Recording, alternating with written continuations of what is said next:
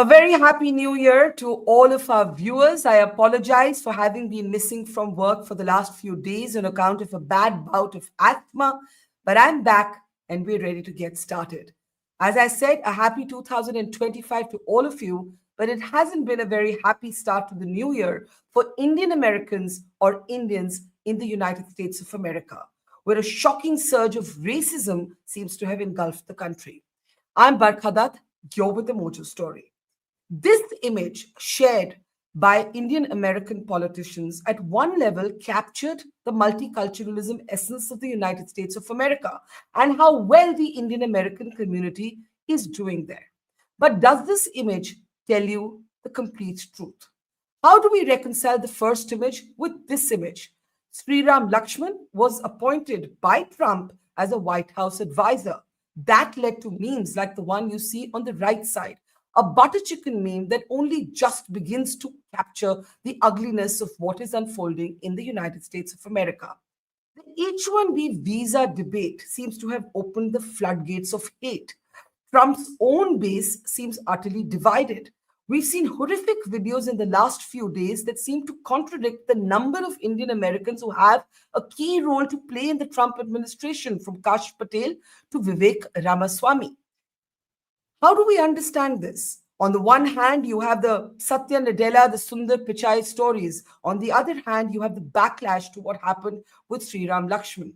And some of the videos that have emerged in the last few days have been truly shocking. One man with 500,000 followers on X went around bullying Indian shopkeepers, accusing them of smelling like India. And in fact called the H-1B visa an H-1B virus. Let's introduce our guests on the program today as we try and decode exactly what is going on in the United States of America. Joining me now is Salil Tripathi, author and senior journalist. Welcome, Salil. It's a pleasure always to have you with us. Sri Srinivasan is with us. Sri has previously taught at the Columbia School of Journalism, is now the CEO of DigiMentors. We're also joined by Vincent today. I want to tell you, as we welcome Vincent to the program, a little story about Vincent. Vincent has been an avid Trump supporter, and in fact, in the January 6th protests at Capitol Hill, Vincent was there. But he wants to be introduced today as a long-term H-1B employer. So let's try and understand what he means by that and what his experience has taught him. Also joining us is Prasad Duvuri. We often see him very active in our comments as a Mojo member, but today he's here as a guest. He went to the United States of America on an H-1B visa. He worked there when the program was just 1 year old. He now leads the Greater Good Snacking Company. He's an entrepreneur and a businessman. Prasad, it's good to see you. And finally joining us is Anang Mittal. He's a communication strategist with previous experience in YouTube, among many other digital platforms. It's great to have all of you with us. Let me start by playing out a little clip for you. This man has 500,000 followers on X or Twitter. And this is what he did when he went around trying to ask everybody what's an H-1B visa, and in fact called it a virus. Take a look. What's up, guys? We're in Buffalo, New York right now. We're going to be collecting signatures to stop the spread of the H-1B virus, and we're going to be collecting signatures for it.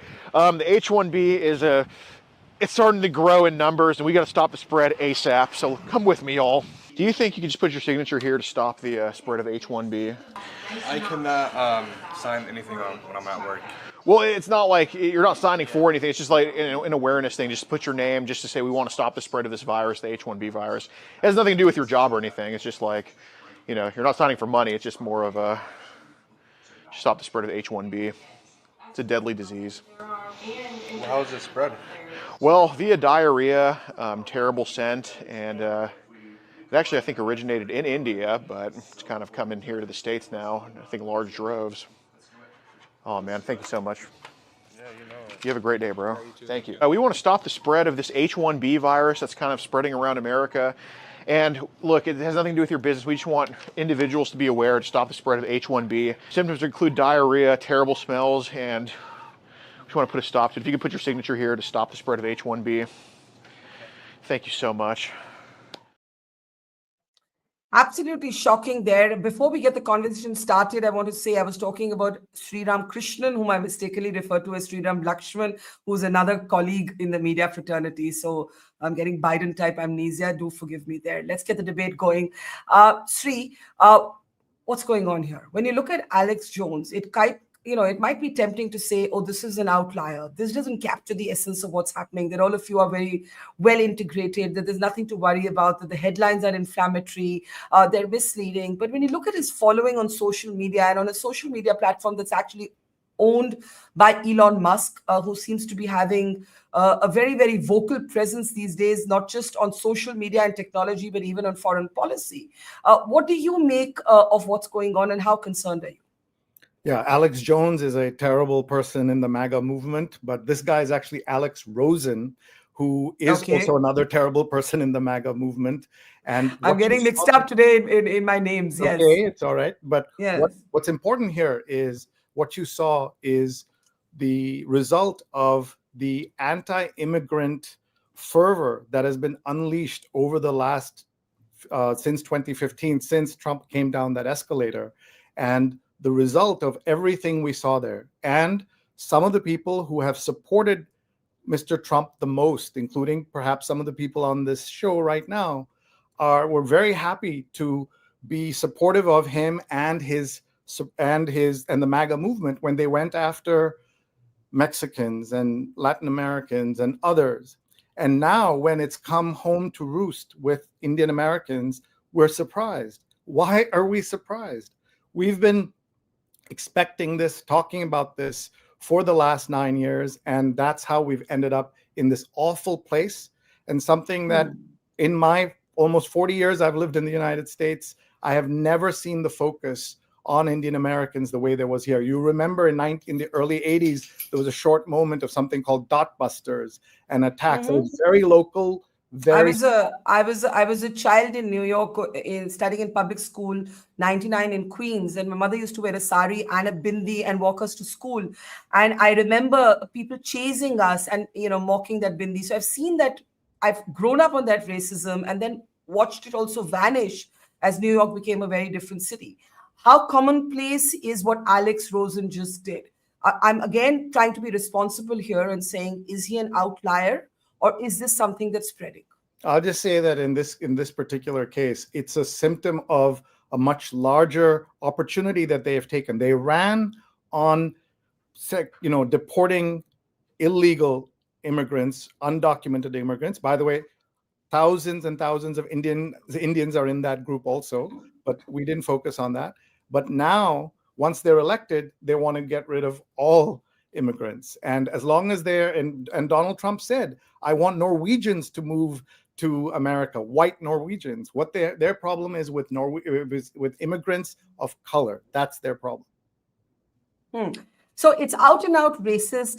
Anand, would you agree with what Sri has described, or would you say that what we saw Alex Rosen do actually barge into the stores that are owned or helmed by Indians or Indian Americans, talking about smelling like India, talking about how H1B is a virus, how this is like diarrhea, that this is outlandish, yes, but not commonplace? Yeah, I don't think it's commonplace. I think people like him thrive on attention. There's plenty of accounts like him. We saw a version of this in the summer of 24 with the outrage about Haitians in Ohio eating pets and dogs, and that kind of became a meme, and then it very quickly went away when people realized that it wasn't having much of an effect. And in fact, when JD Vance, the vice presidential candidate, was called out on it, he kind of backtracked on all the stupid stuff that people were sharing online. And I think that's sort of emblematic of what the sort of Wild West culture that is on X at this point, where anything, the craziest stuff gets the most attention. And look, even Elon has, walked back some of that stuff. He's trying to change some of the rules there. So I do think this is an outlier. Look, I went to school here in America. I've grown up here since I was 12 years old. So, and I grew up in the Midwest, by the way, not in New York. So I can't speak for New York, but definitely in the Midwest, never faced any kind of racism. Just average, if you're a high school kid, some people don't like you, some people don't. It's a pretty average high school experience. And same thing in college. So I think this is pretty much an outlier. And again, dependent on, rage bait, engagement bait on YouTube and on X. And so I don't think we should take this for a policy position. The Trump administration has only talked about deportations as a policy position. They haven't rolled out they're not even in power yet, so they haven't rolled out any kind of comprehensive immigration plan that they're going to be doing apart from talking about deportations of illegal immigrants. So I think, like I said, it's most people in America, your average person, like I said, I've said it before, you meet somebody in Texas and they'll be like, oh yeah, I helped set up a refrigerator factory in UP or Gujarat, or most people in America have some experience with Indian immigrants, and especially working class people do not have that kind of prejudice or anger that you will see. So and it's interesting that they're using this H-1B thing as a thing online, but on a common sort of general area, go to the Midwest, go to anywhere in America and talk to normal people about Indian immigrants, and they either have sort of a basic, well, we want to reform immigration in terms of talking about Republican talking points, but they don't really have a gigantic prejudice against Indian Americans. Like I said, in some crazy areas, you will always find crazy people willing to say all kinds of crazy stuff, and now they're online, so they're getting that attention, but I just don't think it's emblematic of how most Americans think about Indian Americans. So very quickly before I move on to the next speaker, Anand, you seem to be suggesting that Alex Rosen, Laura Loomer, the backlash against Sriram Krishnan's appointment as an AI White House advisor, these are fringe elements. They don't represent the mainstream of Trump's base. I don't think so. I think a lot of people in the MAGA base, it's much more diverse than people would like to think. It's not just white people, obviously, but I think they're very concerned about immigration. Immigration is a top point. So what you have is these nativist types who are a very, very small minority, and yes, some of them are in prominent positions of attention. I wouldn't say prominent positions of sort of in the Trump administration. There are a few, but again, the question is, how much, at the top, how much does Trump listen to only one faction or only one voice? He's clearly got, Elon and Vivek in one of the top positions, advisory positions in his upcoming cabinet. And so it'll be interesting to see how that dynamic plays. Some people are calling it a MAGA civil war. I think, like I said, we've had this sort of dead period where it's called the lame duck period. And so what we're seeing are basically, policy fights and sort of communication fights happening in the open. And I think once Trump comes into power, he's going to be the one determining a lot of this. And then we can say, then we can make a statement saying, well, this is going to be a lot more anti-immigrant, or this is going to be only focused on, illegal immigration, focused on deporting criminals, focused on deporting murderers. And look, I've been to the southern border. I worked for Speaker Johnson last year. I was at the southern border a year ago. It's very, very insane when you see, 50 congressmen doing a press conference at the southern border, and you see people just crossing the Rio Grande River from Mexico into the U.S. with complete impunity, no fear of the police, no fear of anybody. They're literally walking in front of congressmen, just entering the United States. So that's not a good system either. So I think, like I said, I think there's this policy fight that's happening, or this not policy fight, it's really a messaging fight that's been happening over Christmas, is because of the lame duck period, because nobody trusts the Biden administration to do anything. And I think some of these nativists and some of these sort of crazy, white supremacists are using this opportunity to get attention for themselves. And I don't think we should be giving them any more attention. Just like with the Haitian thing, it died out after the first couple of months that they were talking about, Haitians are invading Ohio somehow. And then when people actually investigated it, the story just went away. Yeah. Very quickly before I come to Prasad, Sri, basically you stand accused of exaggerating, giving the fringe too much importance, too much weightage.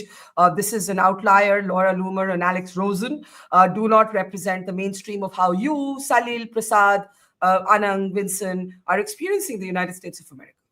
Yeah, it's fair to say that it's not the everyday experience, but we are in a very volatile moment, not just ahead of when Trump takes power, but in these days leading up to it, and what comes after, we just don't know. There's a man who has said, you saw, he said when he had the opportunity to say, I will not invade, I will not take military force against Greenland or Panama. He said, no, I will not rule that out. I will take Canada by economic force, whatever that means. And to go back and say, it's revisionist to say that the Ohio stuff went away, it was some fringe thing. It was Donald Trump who said it in the debate, who brought that up. So it's coming from the highest levels of this kind of racism that underpins the entire MAGA movement. Yes, Elon is in support of H-1B. Vivek Ramaswamy is in support of it. Trump has said good things about it, but he's also been confused between the H-1B visa and the other visa he has used for the gardeners and others that he hires on his properties. So we just don't know where any of this is going to go. But to be very clear, this is a volatile moment that has been brought on by the volatility and the kind of craziness that is the MAGA movement. And that's the movement that's going to be running America. And we've seen the damage Elon Musk has done, not just here, but already in the UK, Germany. And that's why European parliamentarians and others are saying, hands off Europe. Do your damage in the US. Leave us out of it, please. Let me bring in Prasad. Is there a space between these two perspectives? The truth, as they say, always exists in shades of gray. Anand says, a whole lot of noise, ignore it. It'll go away. Let's talk about this after the inauguration. Sri says, yes, it may not be an everyday experience, but this is permeating into the roots. This is actually like sort of new culture wars. And no numbers of Sundar Pichais and Satya Nadellas and Vivek Ramaswamys and Kash Patels can change the fact that store owner that Alex Rosen walked in on didn't have any agency there to really be able to answer back. Your experience as someone who actually worked on an H-1B visa in the United States of America as you started out. Yes, Barkha, nice to see you, and I'm glad you're feeling okay and you're back on screen. It's not fun to watch you to read your tweets and be somewhere in the background. But yes, so yeah, I've been on H-1B since '92. That's when I got it, and I worked for about 27 years as a techie and worked for some of the largest corporations in the world. My experience has been absolutely balanced. No, I have never had any problems at all. And I think by and large, even the honest day-to-day Americans have a lot of respect for us, especially Indians, saying, oh, you're a techie. And they just, the way they comment about techies, they always look upon us as if we are astronauts or some aliens who have come, from space to fix this earth. So that's been my experience. I've never had any problems. And I even these days, I've not had any problems. I have actually participated in multiple spaces on H-1B these last 3 weeks. And I've just summarized very quickly in 30 seconds the whole chronology. I think we all should pay attention to what is the flavor of the season. Aap zara chronology samajhiye, right? So it all started with Sriram Krishnan being appointed the AI czar under David Sachs by Trump. So once that announcement came, Laura Loomer, that was, I think, her tipping point. She's been fighting for relevance since the campaign of Trump, and she got a little bit of it. She took that as a given, and then finally she got kicked out of the Trump inner circle as the elections drew closer. So she's been struggling with her own problems. And so she took this as a tipping point and then made a loud noise about it on X and on multiple spaces on X. And that's what brought this to the forefront. Then Elon Musk and Vivek, actually it was Vivek followed by Elon, who then responded to that and the whole H-1B issue. And then that became H-1B, unfortunately, then became on the forefront. What Laura said was, we white Americans should be leading this administration and the policy. And this has a long backstory of, race replacement theory and all. But are you going to call Laura a fringe, as Alex Rosen has been described by? I can't respect her so much. I'm sorry. She is much, much, much infinitesimal than a fringe. She is literally a non-existent entity. She just, her story is over. So what Elon did is, he then unblue-ticked her and unplatformed. Well, he didn't unplatform her, but he took away her monetization rights on X. And all of these people have been literally running their kitchens on X money ever since Spaces started. So it really hit them financially, it hit them hard. And so there was a lot of hue and cry. And then a lot of the people like Suleiman Ahmed, and then Myron Gaines and all these guys, they've all been they've been in the background, but very popular on Twitter, and they've made a living out of Twitter. And all of these guys got they lost their blue ticks and lost their monetization opportunity. As you're speaking, Sri is writing in the chat two things which I'm going to read out quickly, and then I'll get Sri later because Vincent and Salil haven't spoken. Laura Loomer, whom you say is worse than Fringe, has 1.4 million followers on X and has not been deplatformed. And according to Sri, Vivek Ramaswamy's response was racist too. So hold on to those thoughts, Prasad, because in a way you're saying you've not had a problem. No, she has not been deplatformed. She's not been right. What I'm but saying, she can't be ignored. She can't be ignored when she has. She lost her blue tick. Okay. Let's hold on there. Vincent, I want to bring you in because you have wanted to be introduced as someone who's been an H-1B visa employer. But first, let's talk about you being an avid Trump supporter. When the entire fracas took place at Capitol Hill on January 6th, when Trump was accused of not accepting the verdict, there you are. You believed, like other Trump supporters, that the election had been stolen from Trump. What followed at the Capitol Hill is now, has been described even by Republicans as something that should never have happened. But you were there. You were there. Today, when Sri makes the point that Trump's own politics, the politics that powered him into the White House, the politics that powered the insurrection at the Capitol Hill, is today coming back to bite those members of the Indian American community who may have supported his politics, people like yourselves, you would say what? Absolutely not. See, my presence at the Capitol Hill itself was to tell, folks who believe that this is a racist movement, to say that that is not. It has much more wider, broader support among minorities, other ethnic backgrounds. That was the reason for my support. And now I am kind of, moving away from the H1 business that I was doing for almost 20 years. I have sponsored hundreds of people on H1 and I have sponsored a lot of people for green card. So I'm a person who is very much involved with the process, being aware of what all problems this system has. And the reason that I'm moving away from this business is in itself is telling that the system is a flawed system. The current H1 system has a lot of issues with it. So it's when a fraud system. Yes, I want to just understand. You're saying the H1B system, as it's currently followed, is a fraud system. It's a flawed system. Flawed system. Okay. Why is it flawed? Because it is not really doing the job that it was supposed to do. For example, H1 visa program, when it started, that it was supposed to be bringing people to work as technical workers to deal with the lack of technical talent that is available in this country. But it has a provision in the law that allows dual intent, not just come, work, and go, but it also has a provision that these people who come can aspire to become permanent residents. And when you become permanent residents, and then you become citizens afterwards. So basically the purpose of the visa, H1 visa, was to alleviate the lack of technical talent in the country.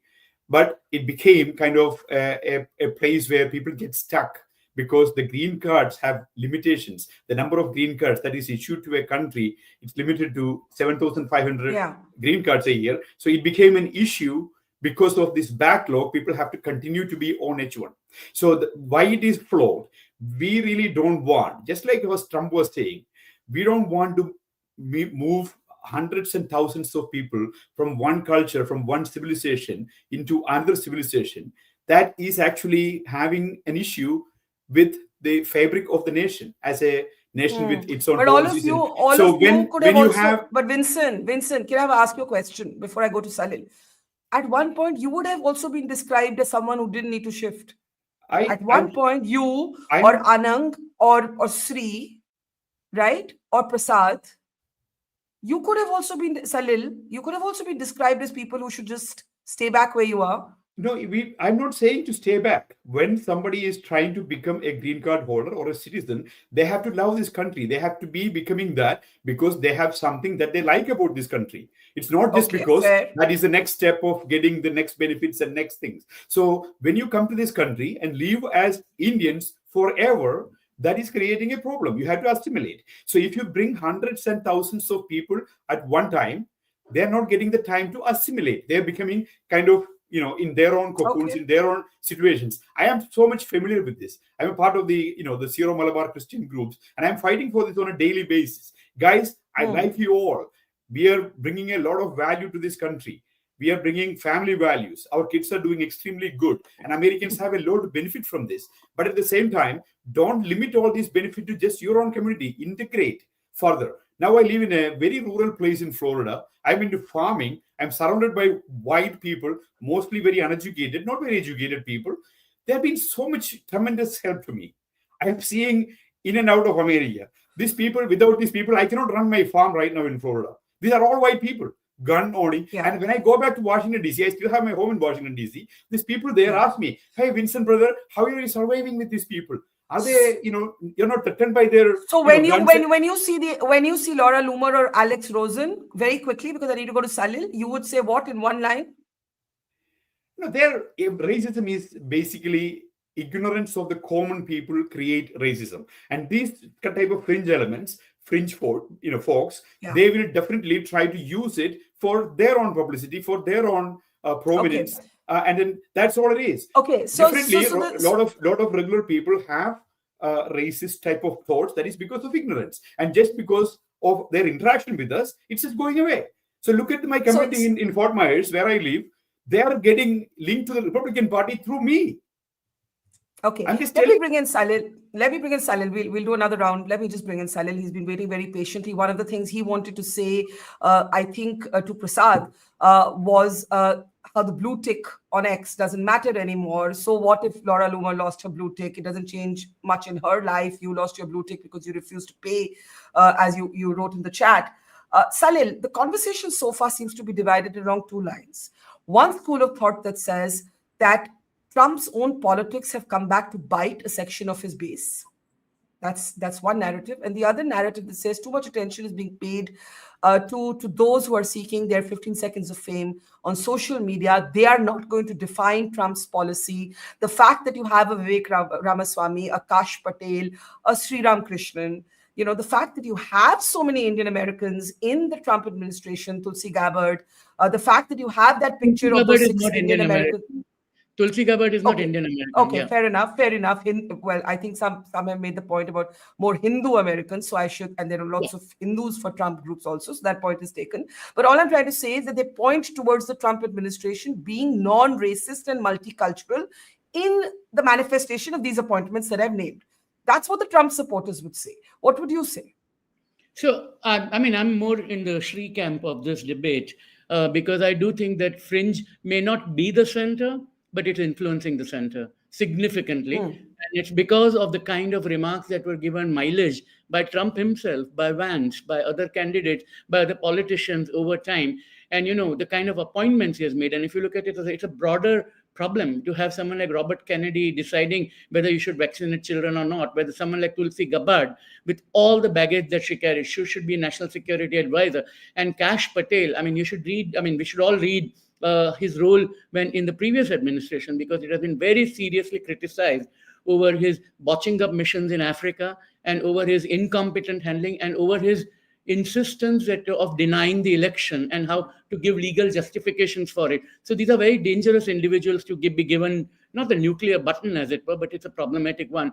And I'm slightly amused by Indian Americans who are now feeling the heat about it because, I know that on the internet there's a Godwin's law that you never bring in the Nazi argument because it always feels that you lost all argument. But it's not. But think of Pastor Niemöller's poem.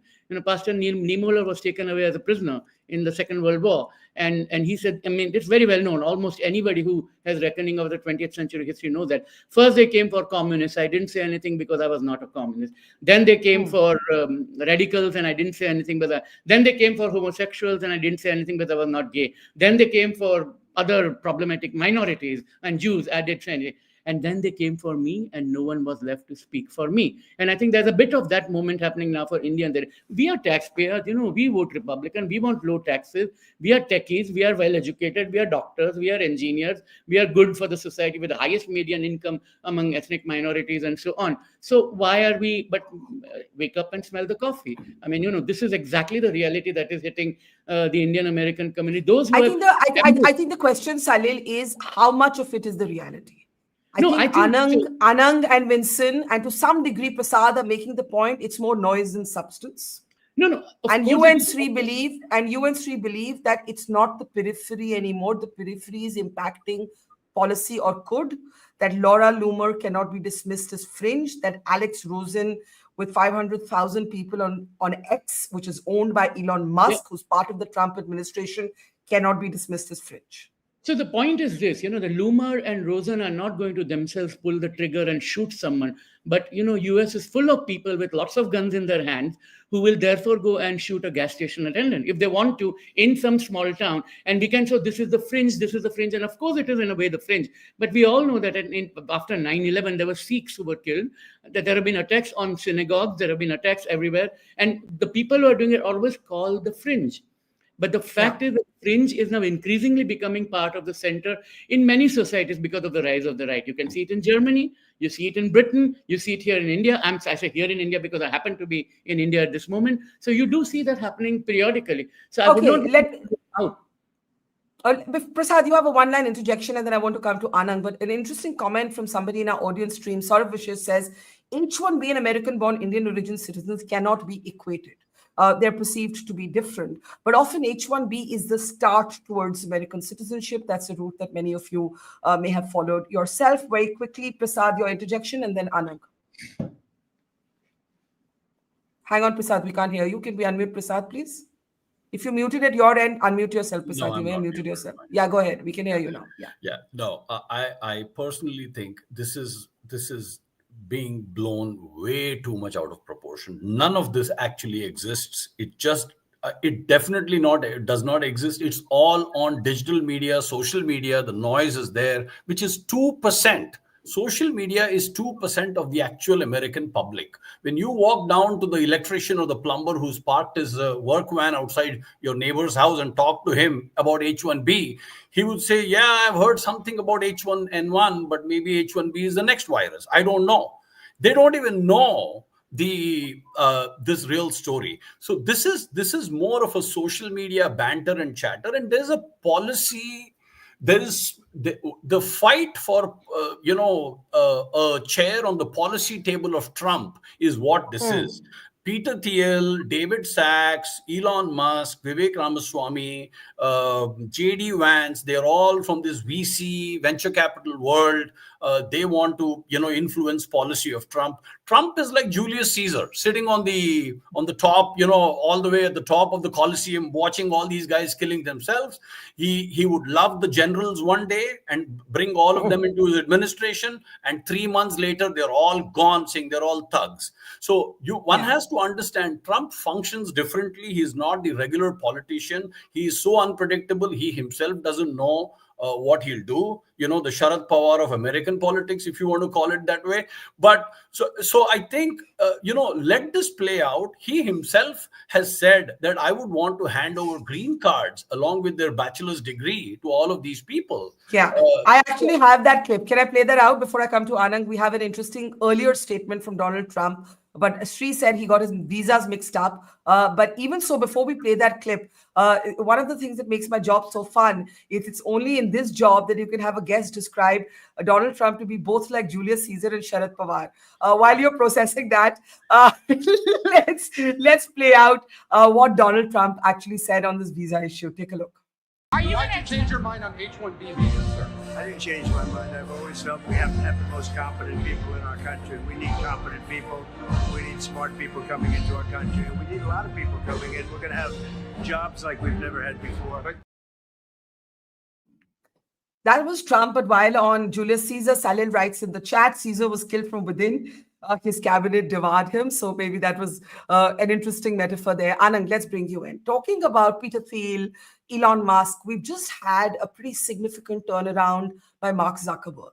He has basically reversed every single thing that Facebook ostensibly stood for, asking for more political content, dumping fact checkers, adding community notes, going full Musk. Right?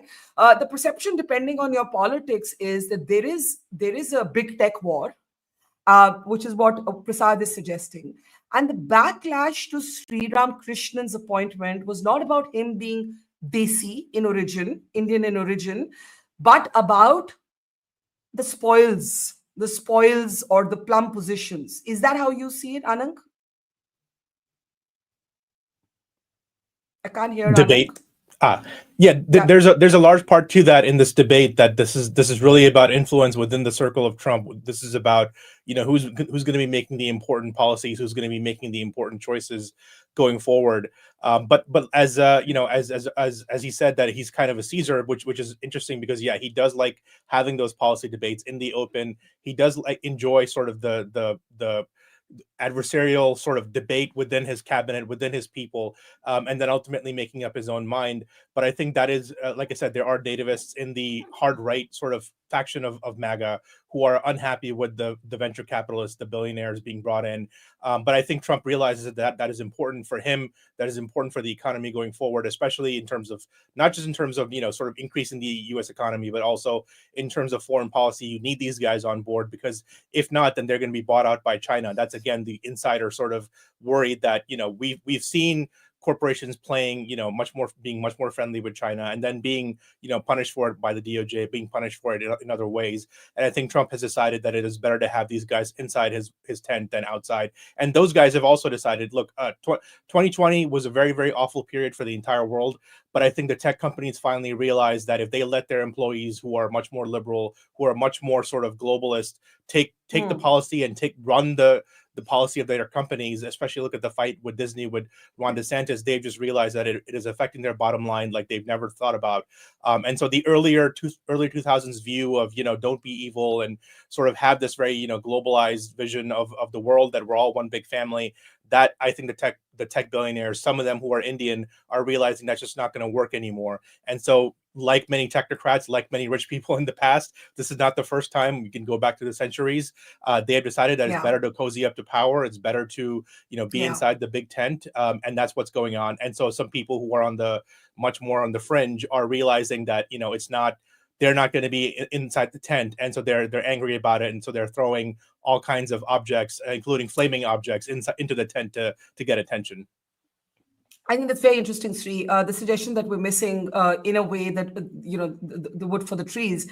Before you react, another interesting comment in the audience stream. Zach Peterson: sure, social media users are a small percentage of the public, but every single news producer and editor at any and all news organizations are taking their cues and sourcing stories from social media. So I think this is the point, that in many ways the narrative is being set by this noisy discourse on social media. And perhaps Prasad and Anang are correct that the backlash to Sriram Krishnan was some internecine war within the techie world for power, maybe, but that's not necessarily how it plays out in the mind of the larger public, and that's the worry. Sri, go ahead.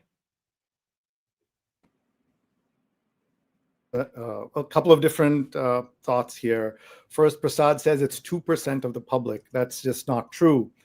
You saw the point Zach made about the impact through media amplification, but we're talking about billions of people who are online on all these platforms.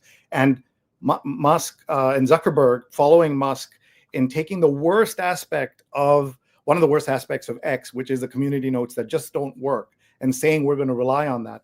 I was in Sri Lanka just after a lot of the ethnic strife, and they were saying there that we were begging Zuckerberg to please have more moderators, more fact checkers in Sinhalese and Tamil, because not having them was causing deaths in Sri Lanka. Same thing that happened in Myanmar. So if as Zuckerberg has announced that he's taking out those things, it's going to have a direct impact on the lives of millions of people around the world. So that's point one. Second is I've shared with your producers, and they're going to put on the screen an example of a Republican Indian American voter saying how he is upset that he has voted for Donald Trump.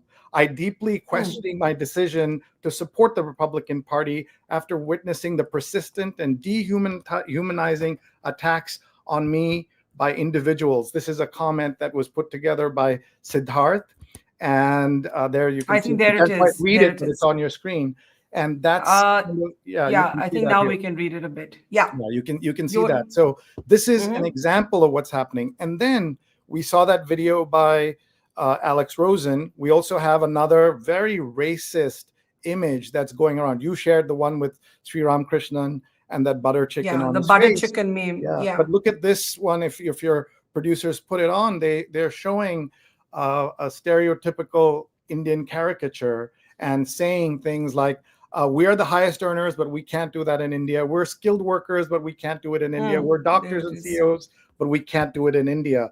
This is what you're seeing. So these are, I agree, most people in America have never heard of the H-1B visa. They don't know what that is. Yeah. But this is the start, and this is the 4 years of chaos that we're going to have. I have two other points. Kash, Patel, Vivek Ramaswamy are just the worst people, unqualified, along with Tulsi Gabbard, who is not Indian American, to be put on this, along with Jay Bhattacharya, the doctor who has been wrong on so many aspects of the pandemic.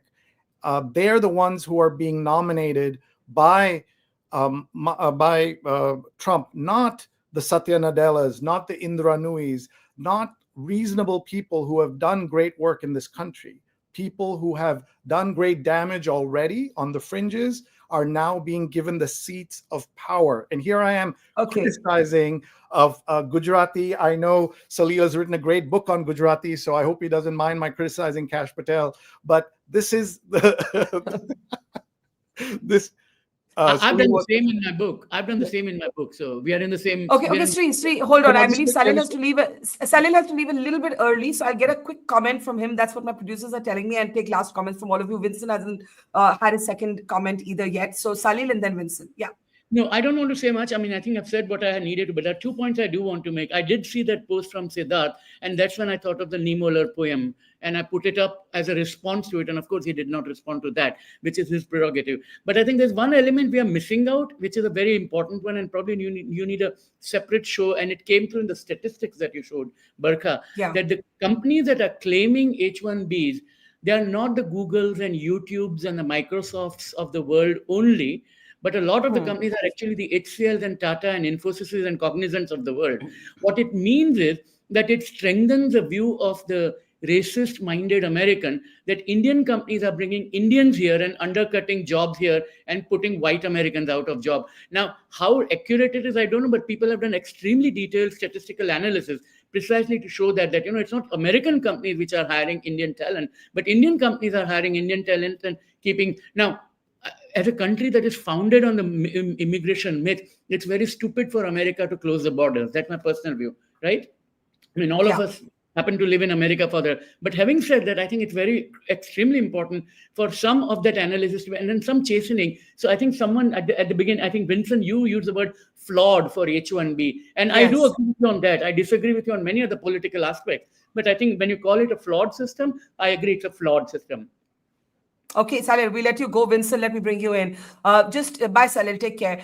Vincent, do come in. You made the point about mass cultural shifts without a social assimilation.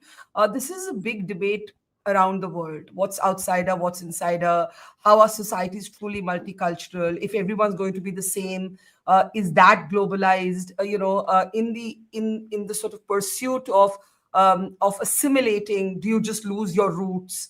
These are complicated debates and they've become political flashpoints, right?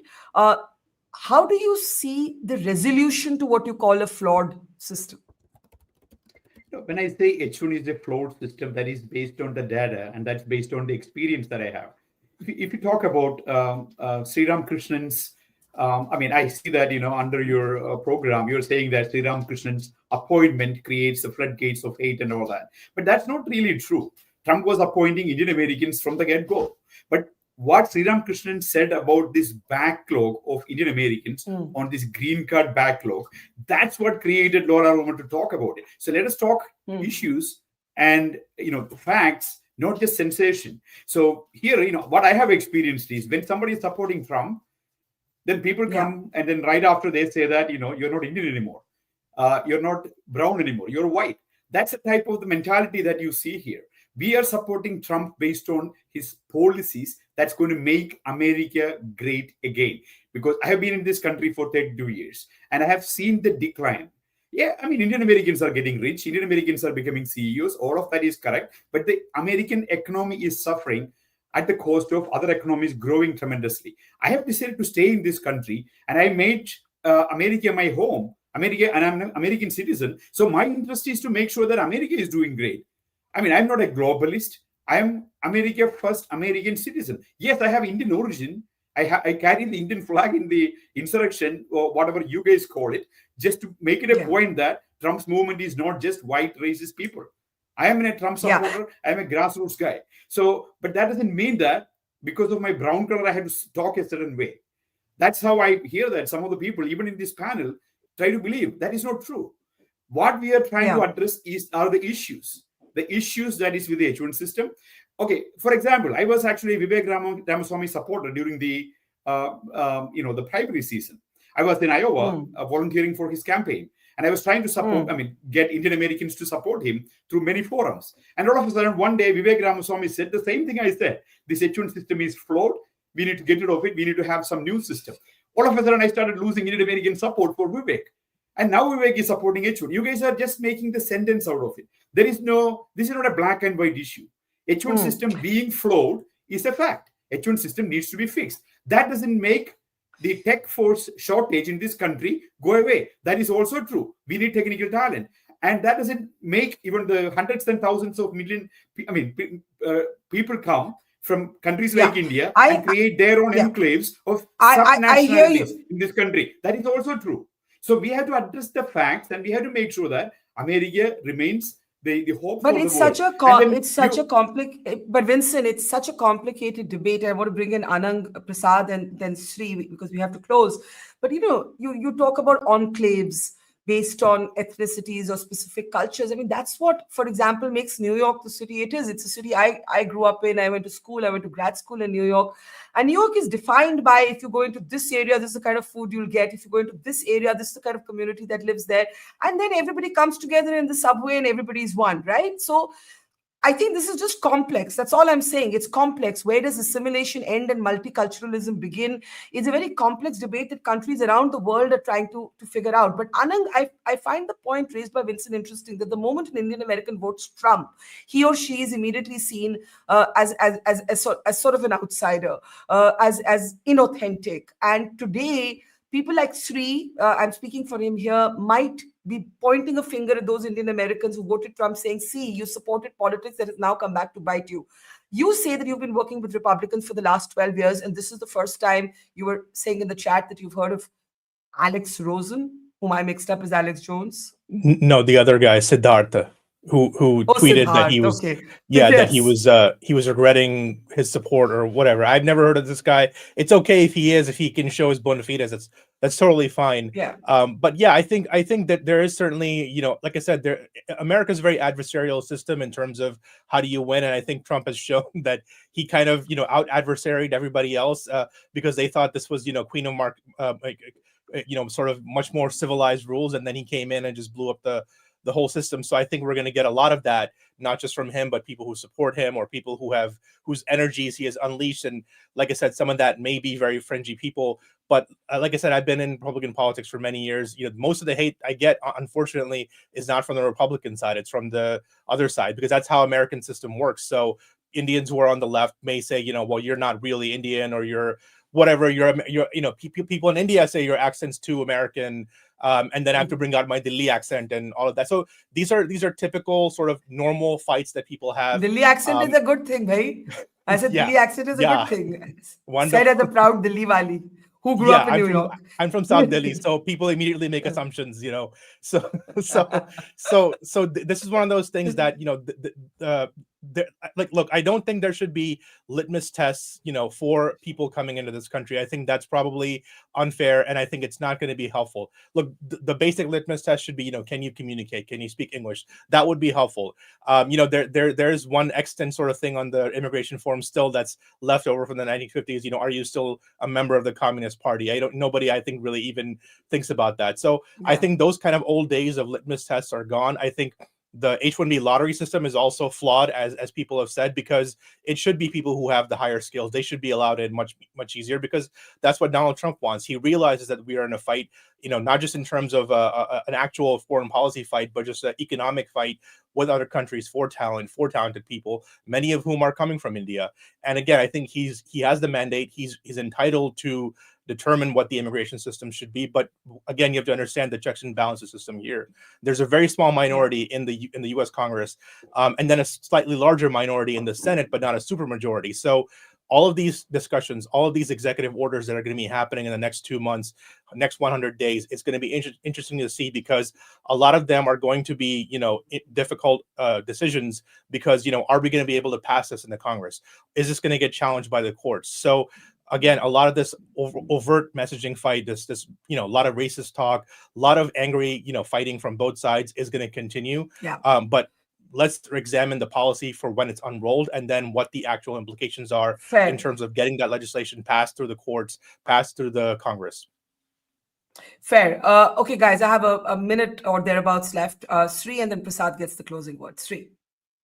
I'll just say that the knock against the American economy is ridiculous. The Economist, the very conservative publication, said if it had a vote, it would vote for Kamala Harris. America has had the best economy compared to any country in the world since the recession. Second, I will also say that there are 3 South African connected people who have been mentioned here: Elon Musk, David Sachs, and Peter Thiel. And they're importing that kind of attitude that white South Africans have into the work that they're doing. It's been clear from day one, and we're seeing that now. We want America to succeed. We want Trump to have a good presidency, but we have to pay attention and also acknowledge that he got less than 50% of the vote. He has the slimmest majority in the House, and there is a lot of work ahead for people who are paying attention to what's going on. Okay, Prasad, closing comment. I can't hear Prasad. Yeah, start again. Yeah, I think this debate is going to die down very quickly. It's just, again, much ado about nothing. If you remember, Bal Thackeray, Raj Thackeray always used to say, respect the locals. We don't have a problem with people from outside the state coming into Maharashtra, but please respect the locals, learn our language. It's the same sentiment that exists here in America. If we don't do that, then, the assimilation is harder. We are making it hard for ourselves. And I think that is true. We Indians usually come in with this, this elitist mindset. You're from Columbia, you're good. If you're from Pace University, I don't think you deserve to be the FBI director. So we have that mind. We have that in our mind. And Trump, unfortunately, we all like our own colleges better. And I was deliberate. That's not the reason Kash Patel shouldn't be president. I mean, should be FBI director. Well, nothing to do with where he went to school. That is a lot to do with it when people are saying. No, hang on. So Barkha, it's very common for a big industrialist to have his daughter married off to an ordinary electrician or a plumber here, and they'll celebrate it with pride. They have no problem with that. We would not do that. Once we get there, then we can say that we have become locals here in America. So I think we are struggling with our own problems, and therefore we are making this H-1B issue to be much bigger than what it actually will turn out to be. I'll bet you 90 days from today, nobody would even talk about this topic, and we would all forget that such a storm had even happened on social media. This is social media creation. Okay, let's 90 days with just one caveat there. That I would hesitate to make any predictions about Donald Trump. I think nobody can necessarily predict where he's taking his next move. I don't think anybody thought that he would suddenly get up and say that the Gulf of Mexico is going to be the Gulf of America, or that he wants to annex Canada by economic force. But yes, let's reconvene in 90 days. I think that's a fair period for all of us to meet again. Thank you so much, gentlemen, to Anang, to Vincent, to Sri, to Prasad, and earlier to Salil. And a shout out to Sriram Krishnan, who's actually a friend. My apologies for calling you Sriram Lakshman. It's been 9 days of deep medication for asthma. So you're going to forgive me for being a bit hazy on my first show back after 9 days. Thank you so much, everybody, and see you soon. Take care and have a great day. It's great to see you here. Thank you for watching our work. If you haven't subscribed yet, don't forget to click the bell icon and subscribe to Mojo Story and support independent, robust journalism.